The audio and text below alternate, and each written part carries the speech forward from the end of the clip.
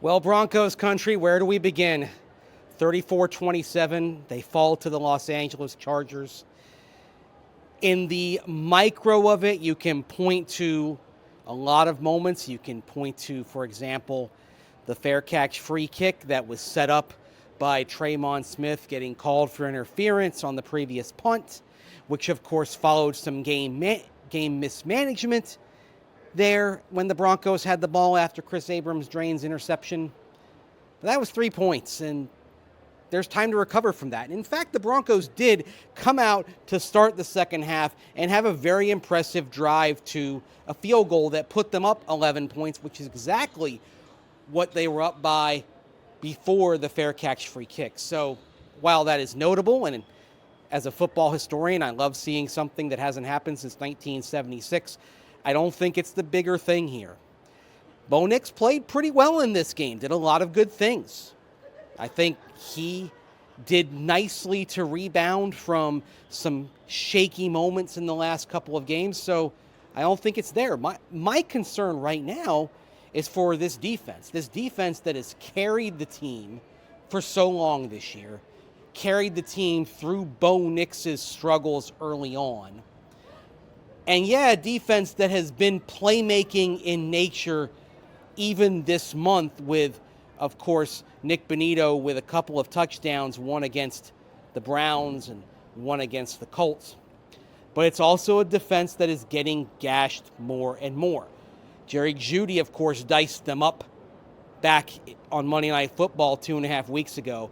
But even last week, Jonathan Taylor went for over 100 yards and would have had a touchdown if he had not put the ball on the ground. A bit of fortuitousness that helped the Broncos.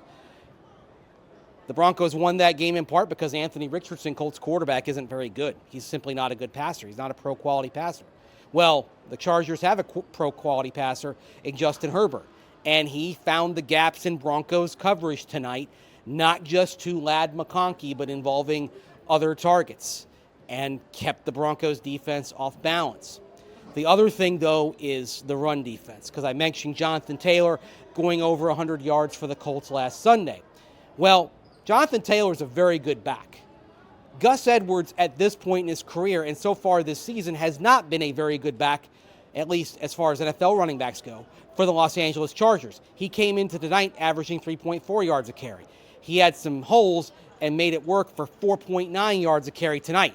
He didn't have a run of longer than 12 yards before tonight. He had a 43-yarder in this game. And the Chargers were able to match the Broncos. The Broncos did a good job at times on the ground controlling the pace, but the Chargers were able to do the same thing. And that's troublesome. You look at the last 3 games, 2 of them the Broncos have allowed at least 30 points. That's troublesome considering where this defense was for much of the season. And it's also troublesome because you still have to get one more win to be a playoff team, and now you have to go to Cincinnati, which if results go a certain way on Sunday could be pretty hyped coming into that Saturday afternoon game, believing that they have a shot at reviving their season that seemed on life support not too long ago. Even as they've struggled, their offense has remained explosive. Yes, you're hoping to get Riley Moss back by then, but as we've seen on the ground in the last few days, it's not just Riley Moss. The Broncos are getting gashed up front as well. So long this defense has been a strength of this team, the last few weeks it's become a concern. And if the Broncos are to make anything of this season, they're going to have to get that tightened up here in the next couple of weeks. They're also going to have to stick with the run. There were promising things on offense tonight on the ground, but they have to stick with that and be persistent and not go away from that as they did at times in the second half. 34-27, the Broncos fall here in Los Angeles. This, as always, is brought to you by our friends over at Matthews Fine Watches and Jewelry. They have time for you, and I'll have time for you Christmas week, a work week, as the Broncos try to put this thing behind them when they return on Christmas Eve to practice and start getting ready for the Cincinnati Bengals. Take care. Have a good one. Happy holidays.